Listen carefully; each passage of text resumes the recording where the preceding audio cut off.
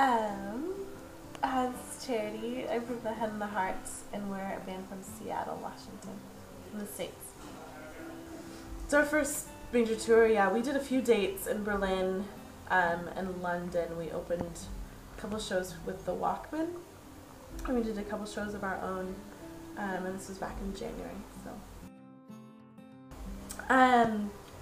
our album actually is going to be released in 2 weeks. On April 22nd, it comes out over here.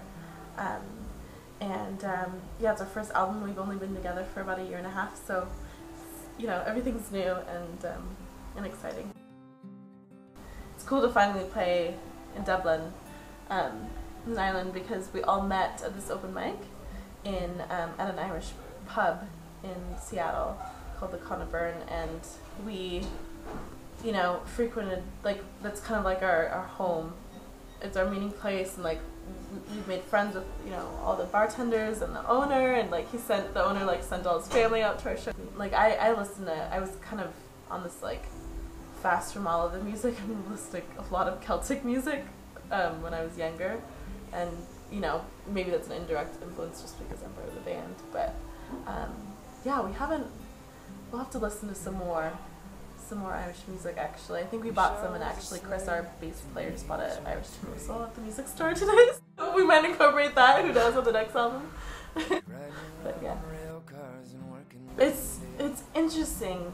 Yeah, yeah. My voice actually has been compared to Laura Marling like a long time ago when I was living in France and stuff. Someone had mentioned her, and that's how I first heard, you know, looked at her music, was reference to me. And then like 1.5 years ago, like when we were first starting, we read this blog based in the UK that had written a review about us, comparing us to Mumford & Sons, saying like you're the America's answer to the UK's, you know, Mumford.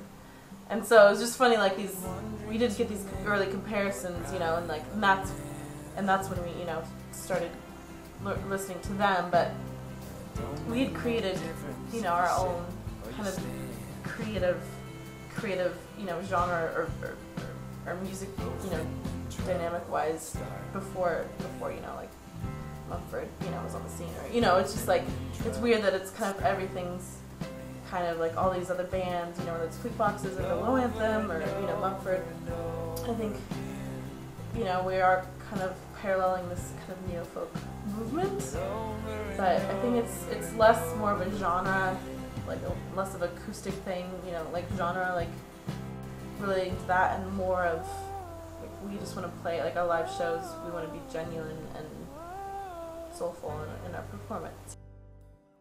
Seattle scene is, I feel like it's burgeoning, you know, I mean, musically, arts-wise.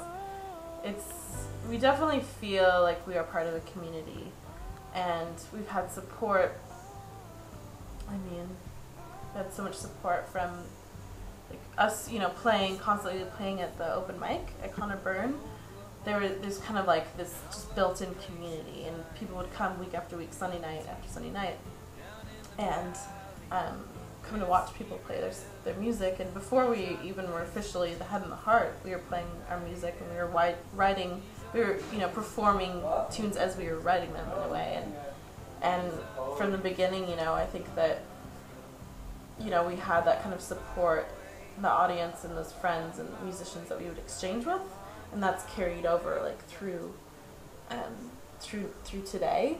But that's very true. I think that it kind of is a hub for a lot of bands, you know, like we've seen some great bands coming out of, you know, like you know, this open mic too, and just kind of the extended community that lies.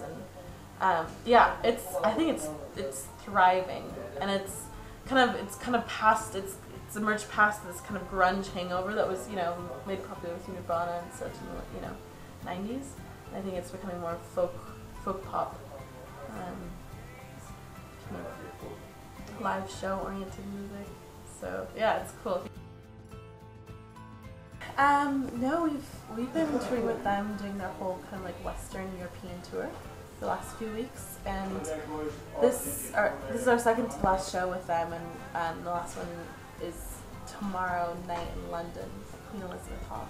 And I think it think it was just maybe their manager had heard our music, or agents, you know, kind of had passed your name along, and I think that it's turned out to be an amazing compliment. I think physically, like and they're awesome people. It's been such a fun tour. So it's funny because I was just thinking about it, like in hindsight, like I met all of these, like now like becoming friends, like all these, my new American friends in Europe, for the first time.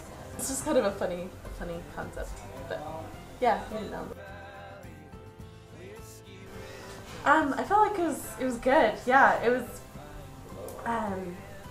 funny because early on the lighting was like just white. It kind of felt somewhat stagnant, and we try not to let that affect us, but I think it subtly did. But the crowd was amazing, and it's such a cool venue here. It was quite an honor to play our first time in Dublin.